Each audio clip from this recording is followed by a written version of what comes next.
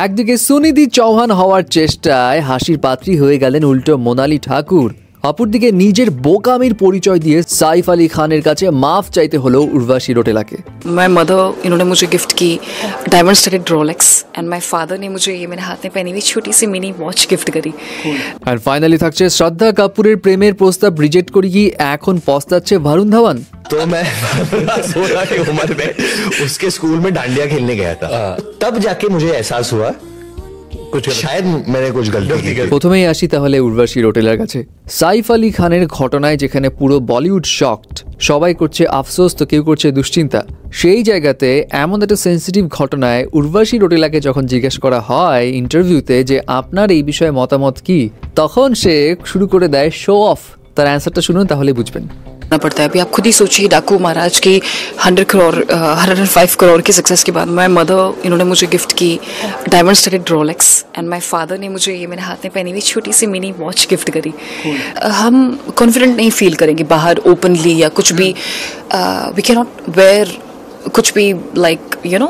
মানে বিষয় হলো তার সিনেমা 105 কোটি রুপি ক্রস করে ফেলেছে, তার বাবা তাকে রোলেক্স ওয়াচ দিয়েছে, তার মা তাকে আংটি দিয়েছে, এই সব কিছু ঘুরায় ফেরায় শো অফ করতে করতে সে এক পর্যায়ে বলেই ফেললো যে এগুলো পরে তার বাইরে যেতে এখন রিস্ক লাগছে। যাই হোক, তার এই যে ঘুরিয়ে পেঁচিয়ে শো অফ করার বিষয়টা, এটা নেটিজনরা একদমই নিতে পারেনি। কেউ বলছে ভাই এটা কোন লেভেলের মন্তব্য হলো, কারো কাছে মনে হচ্ছে একদম ব্রেইনলেস একটা কমেন্টস করে বসলো উর্বশী রোটেলা। যাই হোক, উর্বশী পরে নিজেও বোধহয় টের পেয়েছে যে সে কি বলেছে, যার কারণে ইনস্টাগ্রামে পরে সে সাইফ আলী খানের কাছে মাফ চায় এবং বলে সে খুব লজ্জিত, ওই তার সিনেমার এক্সাইটমেন্টে সে উল্টাপাল্টা অনেক কিছু বলে ফেলেছে, কি বলেছে না বলেছে সে নিজেও জানে না। অপরদিকে মোনালি ঠাকুর, যার স্টেজ পারফরমেন্স কিন্তু অন্য লেভেলের হয়ে থাকে, বাট এবার সেই স্টেজ পারফরমেন্সে এমন কিছু গেস্টার শো করলো যেটা দেখে অনেকেই করছে নানা রকম মন্তব্য।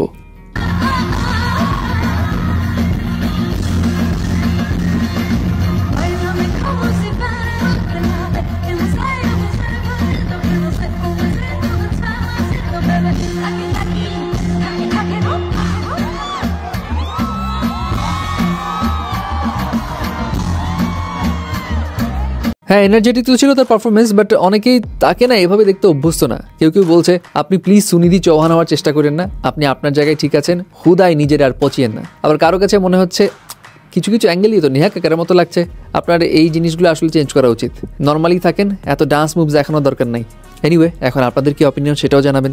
এবার আসি वरुण धवনের কাছে। অনেক আগে শ্রদ্ধা এক ইন্টারভিউতে বলেছিল वरुण धवनকে সে যখন প্রপোজ করেছিল তখন वरुण धवन তাকে রিজেক্ট করে দেয়। वरुण ने मेरा प्रपोजल रिजेक्ट किया था। এবং পরে যখন আরেক ইন্টারভিউতে वरुणকে জিজ্ঞেস করা হয় কেন সে শ্রদ্ধার মতো সুন্দরীকে রিজেক্ট করলো, তখন কাহিনী হিসেবে वरुण জানায় যে শ্রদ্ধা যখন তাকে প্রপোজ করেছিল তখন শ্রদ্ধার বয়স ছিল 8 বছর, এবং 2 বছর পর শ্রদ্ধার 10th বার্থডেতে वरुण धवनকে কয়েকটা ছেলে পেলে এসে ঘিরে জিজ্ঞেস করেছিল তুমি শ্রদ্ধাকে কেন পছন্দ করো না, তোমাকে শ্রদ্ধাকে পছন্দ করতেই হবে, এবং ওখানেও একটু ঝামেলা লেগে যায়। যাই হোক, वरुण তখনও শ্রদ্ধাকে পছন্দ করেনি, এবং এরপর 15-16 বছর বয়সে যখন শ্রদ্ধার স্কুলে ডান্ডিয়া খেলতে যায় वरुण धवन, সেই সময় শ্রদ্ধাকে দেখে সে পুরাই হা হয়ে যায়। इतने में सडनली ये स्लो मो में एक लड़की आई चलते हुए, दैट वाज श्रद्धा, और बहुत ब्यूटीफुल लग रही थी उस दिन। What happened, what are you doing, I was like oh how are you, and she saying why do leave from here.